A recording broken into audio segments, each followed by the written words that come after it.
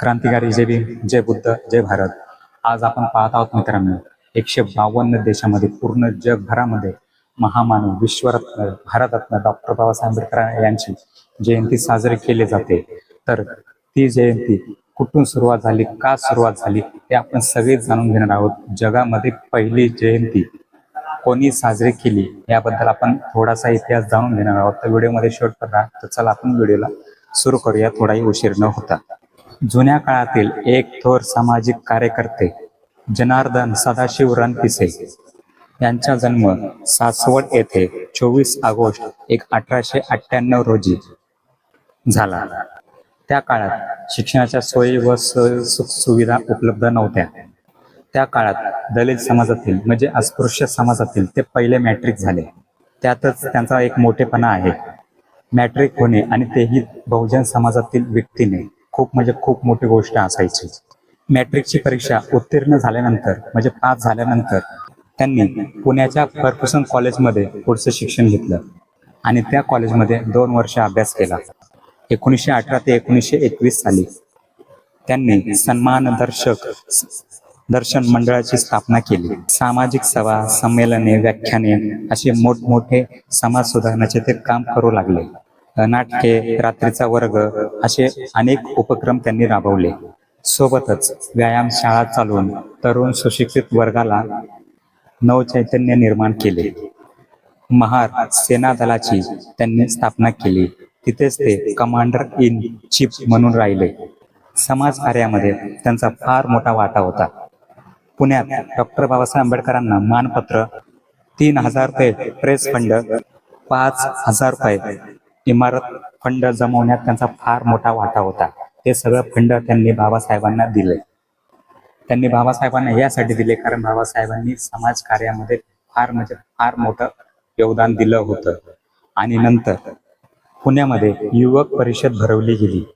ती परिषद फक्त पुणे शहरापुरती नव्हती तर पूर्ण महाराष्ट्रापुरती होती. तर त्यामध्ये पूर्ण महाराष्ट्रातील जनसंख्या आले होते. जे सुशिक्षित होते ते आणि जे अशिक्षित होते तेही आले होते.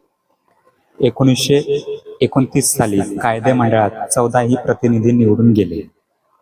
याचे सगळे श्रेय भाऊसाहेब रणदिवे यांच्याकडे आले. महात्मा गांधी यांनी पुण्यामध्ये उपवास केला म्हणजे पुणे करार केला. त्यावेळी बाबासाहेबांचा मुक्काम नॅशनल हॉटेलमध्ये होता. कारण कस्तुरबा म्हणजे महात्मा गांधीजींची बायको त्यांनी बाबासाहेबांना हात जोडून विनवणी केली की तुम्ही कसेही करून बापूचा उपवास मागे घेण्यासाठी या आणि इथे सही करा पुणे करारावर. तो पुणे करार का झाला, कशामुळे झाला त्यावर आपण व्हिडिओ बनवणार आहोत. त्याला काही टाईम आहे तोही त्याच्यावरही नक्की व्हिडिओ बनवू आपण. रणपिसे यांनी मौलाची कामगिरी बजावली होती. विशेष म्हणजे ते त्यावेळी एक सरकारी नोकरी करत होते. मग त्या नोकरीद्वारे जे काही पैसा उरेल त्याद्वारे ते समाजसेवा देखील करत होते. त्यांच्या आयुष्यामध्ये त्यांनी कोणतेही व्यसन केले नाही. विश्वरत्न भारतरत्न डॉक्टर बाबासाहेब आंबेडकर यांचा पहिला वाढदिवस 14 एप्रिल रोजी रणपिसे यांनी पुण्यामध्ये साजरा केला. एवढंच नव्हे तर त्यांनी पहिला वाढदिवस केला पण त्या जयंती वाढदिवस साजरा करण्याचे ते पहिले शिल्पकार ठरले. तेव्हापासून 14 एप्रिल 1928 रोजी डॉक्टर बाबासाहेब आंबेडकरांच्या जयंतीला सुरुवात झाली आणि ती सुरुवात आज 152 देशामध्ये पसरली. या सगळ्यांचं श्रेय या रणपिसे साहेब यांना जातं. आणि बाबासाहेबांच्या जयंतीची प्रथा ही त्यांनीच सुरू केली. खडकी पत्र विभागात दलित मंडळाचे अध्यक्ष असताना जयंतीचे औचित्य साधत त्यांनी बाबासाहेबांची प्रतिमा हत्तीच्या अंबारीत ठेवून प्रभात फिल्म कंपनीच्या रथातून, उंटावरून आणि हत्तीवरून प्रचंड मिरवणुका काढल्या होत्या. त्यानंतर खडकी भागात प्रत्येक पुण्यामध्येच नव्हे तर महाराष्ट्राच्या कानाकोपऱ्यामध्ये त्यानंतर बाबासाहेबांची जयंती ही कानाकोपऱ्यात महाराष्ट्राच्या पसरली आणि तिथे साजरे होऊ लागले. या सगळ्या वस्त्यांचे आऊसाहेबांनी एकीकरण करून दलित मंडळाची स्थापना केली. या मंडळातर्फे डॉक्टर बाबासाहेब आंबेडकरांची जयंती प्रत्येक विभागामध्ये, प्रत्येक शहरामध्ये, प्रत्येक गावामध्ये साजरी करण्यात आली आणि तीही मोठ्या उत्साहामध्ये. तर मित्रांनो, तुम्हाला हा कसा वाटला इतिहास, बाबासाहेबांची जयंती कशी व कोणी सुरुवात केली ते तुम्हाला मी सांगितलंच आहे. आणि ती आज जगभर कशी पसरली सुरुवात झाली पुण्याच्या खडकी गावापासून ते पुण्यामध्ये सगळीकडे पसरली.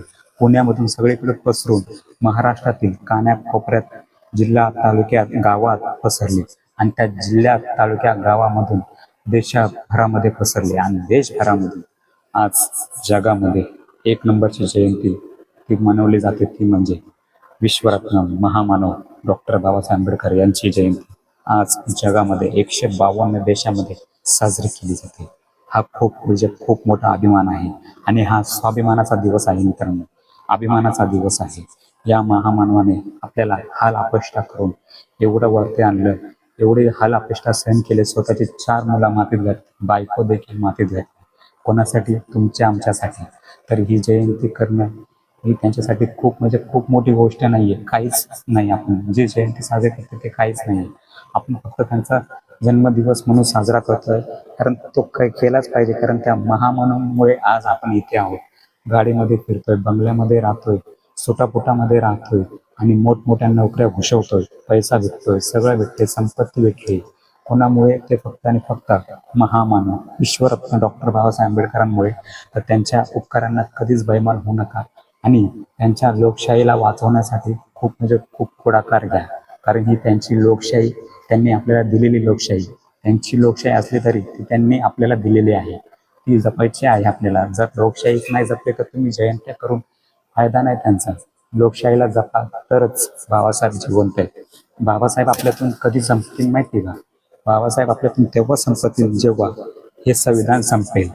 संविधान संपल्यानंतर तुम्ही जयंत्या करा, मिरवणुका काढा, काहीही उपयोग होणार नाही. कारण संविधानच नाही. ज्या महामानवाने स्वतः म्हणले की तुमच्यामध्ये मी जोपर्यंत जिवंत आहे तोपर्यंत संविधान तुमच्यामध्ये जिवंत आहे. मी फक्त इथून शरीराने गेलेला आहे, माझा आत्मा आत्ताही जिवंत आहे, तो म्हणजे भारतीय संविधानामध्ये. पण या काळामध्ये मला वाटत नाही की बाबासाहेब त्या संविधानामध्ये जिवंत आहेत. आत्ताचं वातावरण बघू तर तुम्ही विचार करा मित्रांनो, काय करायचंय काय नाही. एकत्र या आणि संविधान वाचवण्यासाठी एकत्र या, एवढंच मी सांगू इच्छितो. तर हा व्हिडिओ कसा झाला, काय झाला, नक्की कमेंटमध्ये कळवा. आवडला असेल तर लाईक करा, शेअर करा, चॅनल नवीन असाल तर नक्की सबस्क्राईब करा. तर चला भेटू अशाच माहितीपूर्वक व्हिडिओमध्ये. चला बाय. जय भीम, जय बुद्ध, जय भारत. चला बाय.